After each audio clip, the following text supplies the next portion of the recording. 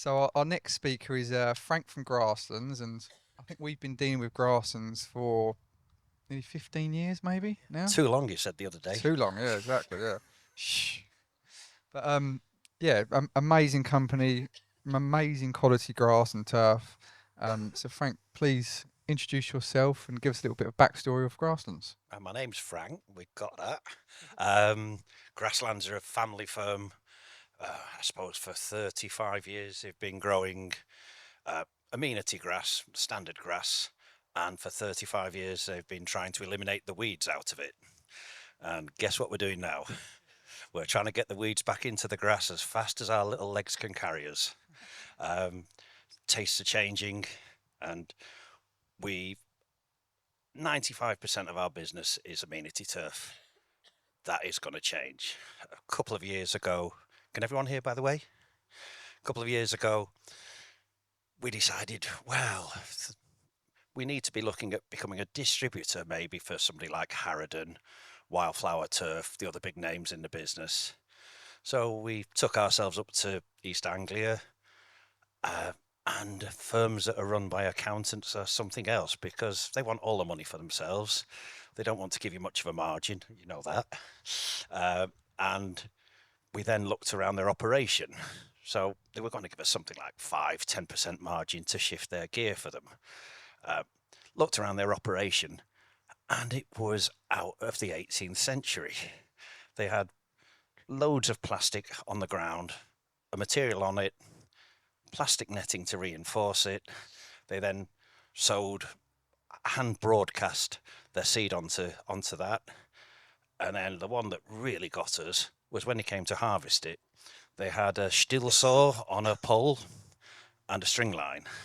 So these poor boys are out there following a string line with a still saw and then chopping it across, picking it up, folding it across, hand loading it onto pallets. And Simon, the MD, and I just looked at each other and thought, this is madness. So after a lot of trials, tribulations, we basically came up with a way of cheating. So we take a field of our turf, no plastics involved, and top it within an inch of its life. Then we beat the hell out of it with a scarifier, and then we drill it with whichever wildflower seed we want. The concept is that the turf is purely a carrier medium, or mostly a carrier medium. But what that means is that 10, 12 weeks on from drilling the wildflower, we have a product that we can come across with our £400,000 harvester, roll up like conventional turf, auto stack onto a pallet and send it out. What that means is we have a huge financial advantage in the marketplace, and it sort of democratizes the product, because what happens at the moment, you've got pictorial meadows over there, which is wonderful product, incredibly expensive, but for the right little areas, brilliant. Most of our marketplace is commercial landscapers working for hard-nosed developers, and very often what happens is the developer will see the beautiful plan that's brought up by an ecologist or a landscape designer, and they're specifying Harrodon turf, turf out of Hampshire, wildflowerturf.co.uk, very clever people.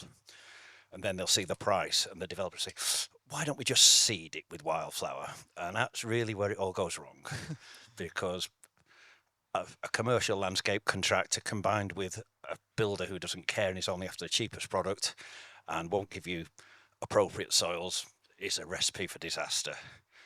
A turf-based product with the material drilled into it, you've got half a chance.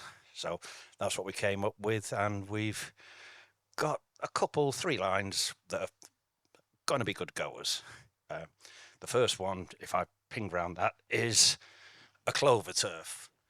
It's really quite easy for us to grow, in that we take a standard turf of ours, as I say, slightly beat it up, drill it with clover. For your information, that's my house, and we laid that last Friday on the warmest day of the year. So it's fractionally sparse because it's a relatively juvenile crop, but it will fill in very nicely. It's the same turf that was seen on Gardener's World at the Malvern show about 3 weeks, no, 2 months ago. And Gardener's World presenters, being what they are, got it totally wrong. They said you never need to cut it. Uh-uh. It performs beautifully if you cut it. In fact, the more you cut it, the more it performs like a lawn, but with a softer touch to the aesthetic. So the more you cut it, the leaf becomes tighter and really quite fine. But let it go for not May, June, because it wants to flower in June, July. Let it get 4 inches. Let the butterflies and the pollinators come out, do their thing for a couple of months, knock it back again. It's bee and butterfly friendly, which is everybody's into. But for a house like mine in the middle of the country, it's a very soft look. And I've spent far too much of my time mowing stripes into lawns. You've already sort of touched on it, but what are the benefits to a consumer of having a clover lawn? I'm glad you asked that. uh, it's the look, it's the eco-friendly credentials. It's really relatively easy in that you can mow it every 2 weeks or 3 weeks. You can mow it once a week if you want it really tight. It's self-fertilizing, so you have no need whatsoever to get out there with the grow more to keep it going. It's more resistant than conventional grass to dog patching, which is good. I'm probably running out now. No, that sounds pretty And good. obviously, you don't want to come anywhere near it with weed killers. Although I have actually found that clover in the lawn I replaced it with was a sod to get rid of. Because so we sort of know you more from your conventional turf, but Yeah. what's spurred on this shift into both clover and also into the more sort of wildflower type turfs? As I say, changing tastes. The days of my granddad mowing his lawn to within an inch of its life and spending every Saturday morning on his knees pulling out daisies and buttercups, scarifying it each autumn, top dressing it, overseeding it. Most people, we're all bloody gardeners here and we all love gardening, but we've all got better things to do. And it's changing taste. It may change back in 10 years' time, but at the moment, the soft, natural look, there's a massive thing that we didn't even think about at the time. And oh, God bless it, but this concept of biodiversity net gain in planning applications and in everybody's front of people's minds now, it is a nightmare in terms of getting your head around it. But if you get it right, sounds terrible, but there's money to be made. Your customers, or everybody wants to be on the right side of the argument, but BNG is where so much expansion in the landscape arena is going to be.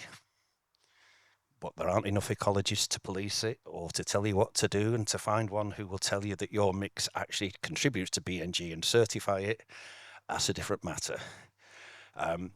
If you try and find a apiarist, a bee specialist, who will tell you that are you an apiarist? Do you want some consultancy? If you can try and Pass on the find, mic.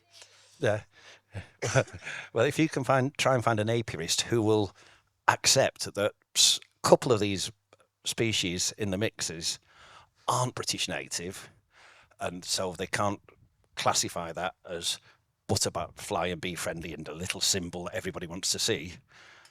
When we harvest the clover or some of the wildflowers, we've noticed that there's hundreds of bees in front of the harvest, and we've had to put a bar on to disturb the bees. And guess what? The bees don't care whether it's a British native. They're filling the boots with pollen.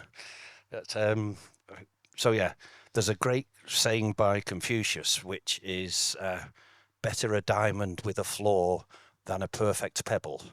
And you can't get that across to ecologists and apiarists. Yeah, progress is always good, isn't it? So tell us a little bit, please, about what makes your turf different. What makes it so special and so premium? Versus the expensive stuff. Well, versus anything. It's very robust.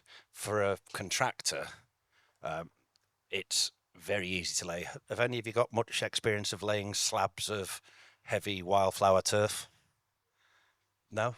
Yeah? How's your back? It presents in standard rolls just like your standard amenity turf. We keep it down to below 20 kg per roll, which means it's not a full square metre. We compensate for that by having more rolls per pallet or an extra pallets wherever necessary. So it's something that landscapers know. No plastic involved. The only plastic is, you've probably seen the wrap around the top of turf, which you can give back to us and we'll get rid of it and recycle that. So no plastic involved in it. Some of our competitors, nice people, good growers, are importing cocoa mass from around the world. We're growing it on our turf on the Romney Marsh, very locally, and price is a massive determinant. It will expand the market really very much. Brilliant. Can you tell us a little bit about that process then of how you harvest it? Do you need to store it somehow? It's harvested in precisely the same way as standard turf is, which is with standard turf we do a lot more prep. We will have it weed treated in advance. We will have a big boost of nitrogen or iron depending on the time of the year to give it a kick to make it present well. And then we go out, machine harvest it. I'd say very technical machines, self palletize, exactly the same as that. In the warmer months, have you used Grasslands chilled turf, anyone? Right, well, we spent a lot of money on a not freeze, vacuum chilling process. So £500,000 later, we take pallets of turf, put them into a vacuum chiller. That basically extracts the air out of it and drops the temperature of the pallet in the middle down to 3 degrees. Now that extends the life of turf in the middle of summer by 1.5 to 2 days, because if you're on a site and something's gone wrong and you've got somebody else's turf in the middle of summer, all of a sudden it's smoking.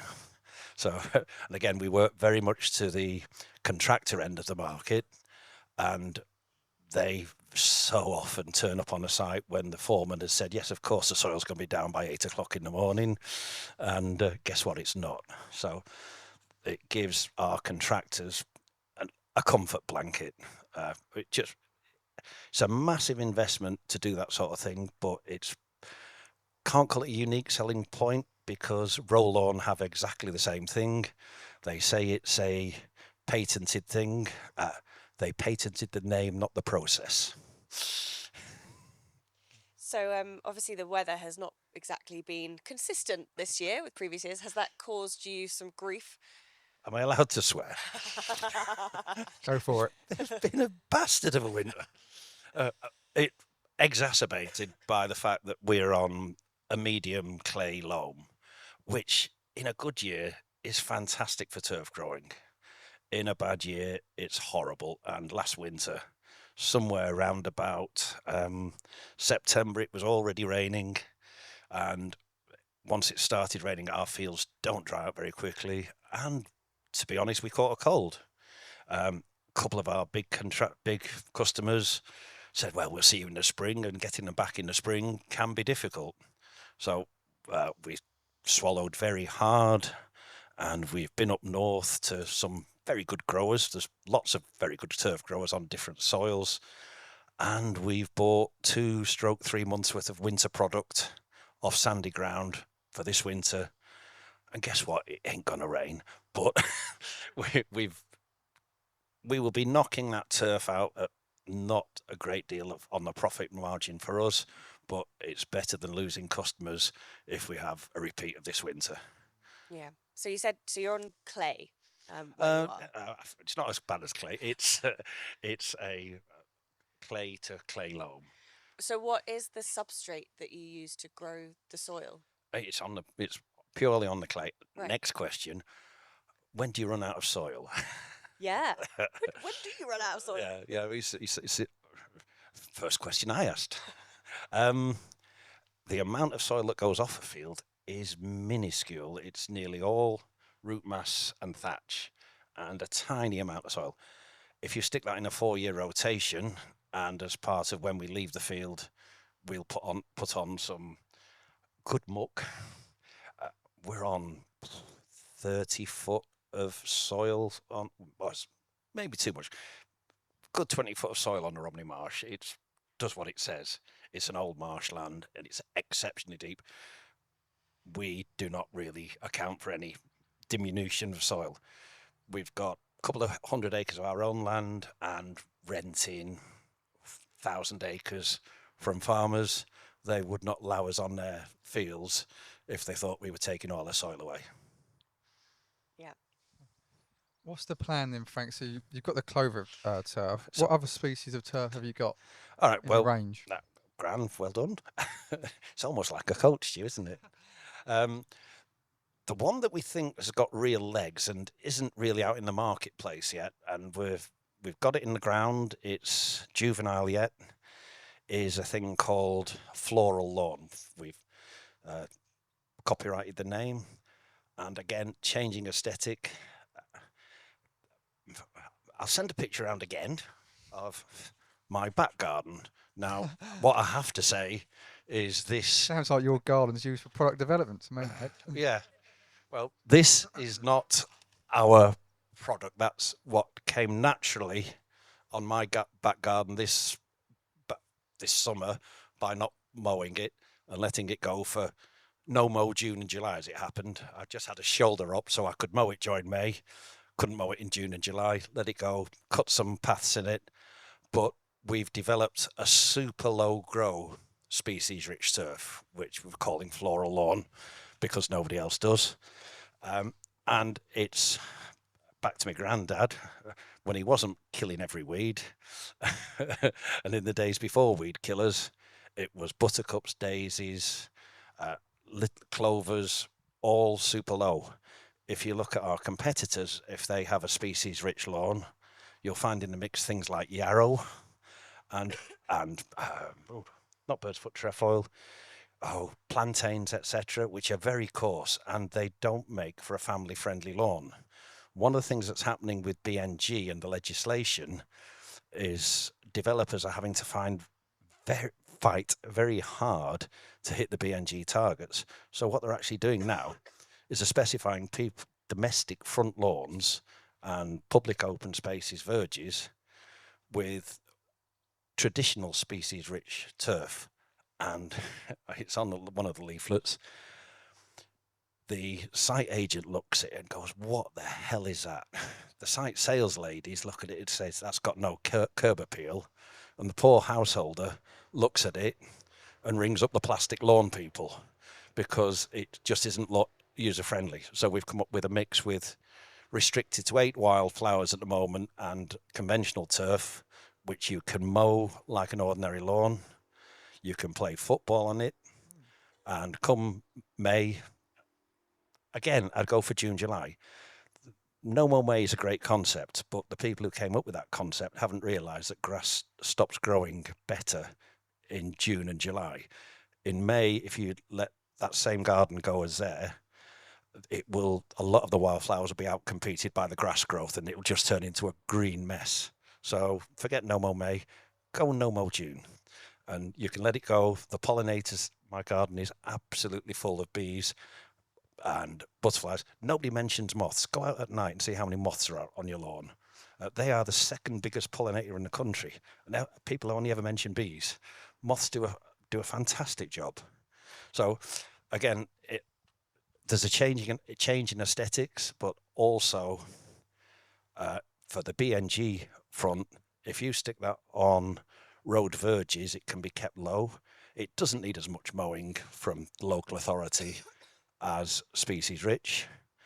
But if you put the species rich on it, all of a sudden you've got your sight lines have gone. So that's the other product. However, we do species rich because it gets specified on 50% of the wildflower projects that we deal with. And so that is a very conventional mix, including the yarrows, a bit like pictorial meadows, Pictorial Meadows is a world apart from what is specified on building sites. That's what I call Mrs. Fortescue Smythe's back garden, and it's very colourful. Nigel Dunnett and the people who were behind it, Professor Nigel Dunnett, really know the stuff. But it is a sort of niche product, very good at what they do. But it is much more pretty back garden as opposed to what we do, which is commercial development, biodiversity net gain. Is that 20 minutes yet? That was amazing. Just one more question, Frank. What is the process that goes into developing all these species, and what is the back end of that process at Grasslands? Who comes up with the ideas? Well, I know what the market. I think I know what the market wants, and I think I'm a gardener born and bred. Went to university. That was the stupidest thing I ever did. Because why I needed an economics degree, I do not know. I like being outside, but then my body gave up, so I went into turfing. And what was the question? What's the internal process of coming out with the sort of different species of turf? Go and talk to people who are cleverer than me. So we have people. JB, where are you? We work with John Chambers Seeds, Wildflower Seeds up in Yorkshire, who have been absorbed into the Green Tech company. You probably all know Green Tech. You'll probably be them in about 5 years' time. But John Chambers Wildflower Seeds, they've got ecologists on board. They've got landscape designers who also work with ecologists. And if you ask me, to identify half the plant that's in our turf, I couldn't tell you. I am not that clever, but we will employ clever people. Love it. Brilliant. Yeah, great. Thank you very much. Thank you very much, Frank. Pleasure having you down, mate. The beers are around there, are they? Yeah, you can have a beer now.